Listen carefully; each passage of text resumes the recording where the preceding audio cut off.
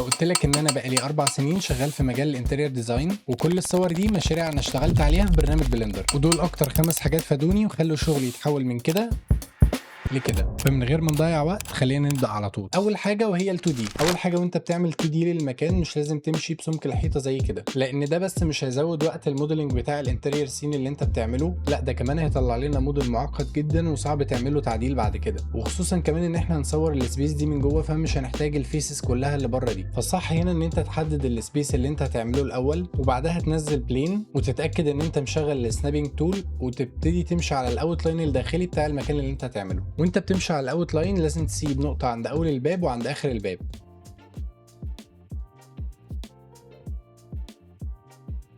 ونفس الكلام عند الشبابيك برضو، هنسيب نقطة في الأول ونقطة في الآخر. وبعد ما نخلص هنخش في الإيديت مود ونرفع الحوائط بتاعتنا لارتفاع السقف الموجود عندنا في المكان. وعشان تعرف المقاس قد إيه ممكن نخش من هنا على الميجرمنت ونشغل الإيدج لينس بحيث نعرف بالظبط ارتفاع السقف عندنا قد إيه، اللي هو بيكون في الأغلب 3 متر. وبعد كده بكل بساطة هدوس A عشان أسلكت أول وأدوس F. كده احنا بقى معانا المكان اللي هنعمله تصميم، ناقص بس ان احنا نعمل لوب كات ونرفعه على مستوى ارتفاع الباب اللي هو مثلا بيكون 2 متر 10، ونيجي عند البيبان اللي عندنا في الايديت مود نمسك البيبان ونعملها اكسترود بالاي، والشبابيك برضو نفس الكلام هنعملها اكسترود بالاي، وبعد كده ندوس ديليت ونختار فيس عشان يدخل اضاءه من جوه للمكان. وبكده يكون سهل عليك تستخرج الارضيات لوحدها والسقف لوحده وتشتغل على كل حاجه منفصله. تاني حاجه وهي انك تعمل اضاءه غلط للمشروع. زي المشروع ده احنا ما غيرناش حاجه غير الاضاءه واديتنا نتيجه احسن بكتير من الاول، وده لان في ناس كتيره بتقع في غلطه وهي بتعمل اضاءه بيضيع كل التعب اللي هي تعبته وهي بتعمل التصميم، وهي انهم بيعتمدوا بشكل اساسي على الاتش دي ار وبعد كده بيضيفوا سان لايت، وكده بيبقى ده الاضاءه الاساسيه بتاعته. فخلينا نشوف ايه بقى هي الطريقه الصح. اول حاجه خلينا نمسح الشمس، بعد كده نخش على الورلد شيدر ونضيف سكاي نود. هنعمل دوبليكيت للنود دي وهنحط الكلر في الكلر، وبعد كده هنوصلها بالسيرفيس بتاع الشيدر بتاعنا، هتدينا الشكل ده. ممكن تتحكم في الصن هنا ان انت تطفيها خالص، ممكن تتحكم من هنا في الزاويه بتاعه الاضاءه، او اللي هي مثلا انت في النهار ولا في الليل. ممكن هنا كمان تتحكم في الروتيشن بتاع الاضاءه. وتاكد ان انت على بلندر فيرجن 5.0 او اعلى، لان دي اللي فيها ميزه المالتيبل سكاترينج، واللي هي بتدينا اضاءه اكتر واقعيه من السنجل سكاترينج اللي كانت في الفيرجن القديمه. ولو انت عاوز تحط صوره الاتش دي ار في الباك جراوند من غير ما تاثر على الاضاءه بتاعتك، بكل بساطه هنيجي نحط هنا لايت باس وبعد كده نحط هنا ميكس شيدر،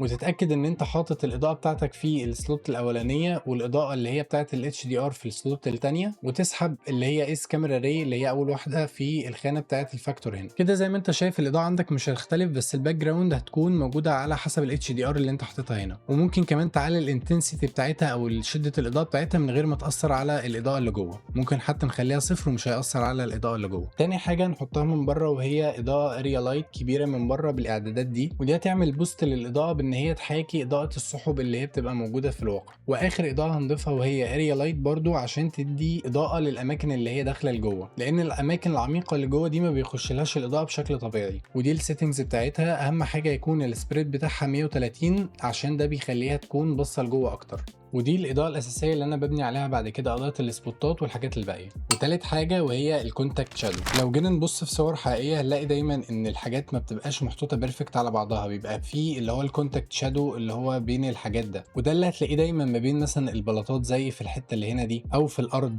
او حتى في التجاليد الخشبيه اللي بتبقى محطوطه في الديزاين. وعلى قد ما هي سهله انك تضيفها في التصميم بتاعك، على قد ما هي بتديك واقعيه كبيره جدا في التصميم، ودي باستخدام نود واحده بس وهي البيفل موديفاير. فخليني اقول لك ازاي تستخدمه عشان يديك التفصيله دي. وهي ان اي اوبجكت عندك ممكن في الايديت مود تعمل له لوب كات، وبعد كده في الموديفايرز هتضيف له سوليديفاي، وبعدها على طول تضيف له بيفل. وانت في الايديت مود هتختار من القائمه هنا ايدج وهتدوس رايت كليك وهتختار الاوبشن بتاع ايدج سبليت. هنلاحظ هنا ان الخط ابتدى يبان، بس عشان نظهره زياده ممكن نخش على الماتيريال تاب ونضيف هنا ماتيريال ونخلي لونها غامق مثلا زي اللون الاسود، ونرجع تاني على الموديفاير تاب وفي البيفل تحت شيدنج في الماتيريال اندكس ممكن نخليها 1. وبكده الشكل عندنا هيكون باين اكتر واوضح بكل بساطه، لان انا قلت للبيفل ان انت تستخدم الماتيريال اللي موجوده في اندكس رقم 1 اللي هي في حالتنا دي الماتيريال الثانيه، لان بلندر بيبتدي يعد 0 وبعد كده 1 وبعد كده 2. وبنفس الكونسبت ده هتعمله في الارض وهتعمله برده في الحوائط وفي الادراج. وما تنساش ان انت تقدر تتحكم في مدى الافكت ده من البيفل موديفاير، وبكده تكون اضفت لاير من الواقعيه على التصميم بتاعك من غير اي مجهود. لو عندك مشروع كبير زي ده فاكيد عارف ان انت ممكن تحط الكاميرات كلها على التايم لاين عشان تصور المكان كله في مره واحده، وده بكل بساطه ان انت بتعمل سيلكت للكاميرا وبتيجي على التايم لاين وتدوس كنترول بي، وده هيحط الكاميرا دي على الفريم اللي انت واقف عليه. وبعد ما حطينا بقيه زوايا الكاميرا ممكن تليمت هنا الفريمات اللي انت وقفت عليها، اللي هو عندي هنا رقم 6. ساعتها لما اجي بالزيرو واخش في الكاميرا واقلب ما بين الفريمات ده هيقلب لي ما بين زوايا الكاميرا، وده هيخليك بدل ما ترندر فريم واحد هترندر انيميشن، وكل الصور دي هترندر مره واحده. بس مش دي المعلومه اللي انا جاي اقول لك عليها. المعلومه هي ان احنا نستغل التايم لاين ده عشان نعمل كومبوزيشن لكل زاويه كاميرا. يعني مثلا الزاويه اللي هنا دي مش باين الكراسي اللي محطوطه في الجنب، فبكل بساطه همسك الكرسي واحركه لحد ما يكون عندي في الفريم وادوس اي عشان نحط كي فريم على الفريم ده. وممكن نفس الكلام للكرسي التاني، ممكن اقربه برده سنه صغيره وادوس اي، وبكده كل زاويه يكون ليها الكومبوزيشن الخاص بيها. ولما تيجي تبقى عاوز ترندر هتدوس ريندر انيميشن وهيرندر لك كل الصور دي مره واحده. واخر حاجه وهي اعدادات الريندر اللي هتخليك ترندر الصور بكواليتي اعلى من غير اي زياده في وقت الريندر، وده كله باعدادات بلندر بس من غير استخدام اي برنامج اي بيعمل اب سكيل. فخلينا نبدا باهم حاجه وهي الريزوليوشن. من الافضل ان انت ترندر الصور بتاعتك على هاي ريزوليوشن ولو سامبلز احسن من انت ترندر على هاي سامبلز ولو ريزوليوشن. يعني ايه الكلام ده؟ يعني اي اللي بيعمل دينويزنج في بلندر متدرب على صور هاي ريزوليوشن فبيدي اداء احسن للصور الهاي ريزوليوشن. فبكل بساطه تخش على قائمه البروبرتيز وتخش على قائمه الاوتبوت وتخلي الريزوليوشن بدل ما هو 100% هتخليه 200 مثلا في المية. وعشان وقت الريندر ما يعلاش هنيجي هنا في الريندر ونخش على الريندر سامبلز ونقللها لربع. ممكن تعملها الكالكوليتر وممكن كمان تكتب هنا على 4، وده كده هيديك نتيجه افضل بنفس وقت الريندر. ممكن كمان ترندر بسامبلز اقل من كده. بكل بساطه كل ما تعلي الصوره للضعف كل ما تقلل الريندر سامبلز للربع. تاني حاجه وهي اللايت باسز، هتيجي على الثلاث شرط اللي هنا وتخليها ديفولت. زي ما انت شايف مفيش اي تغير في الاضاءه وهيقلل وقت الريندر بشكل كبير. وهتيجي عند الكوستكس وتطفي الاثنين دول لان احنا عندنا هنا في الانتيريور سين مفيش اي حاجه بتعمل كوستكس. طبعا ما تكونش ناسي ان انت مشغل السوليديفاي وتخلي في البانل بتاعه الريندر التكشر ليميت 4000،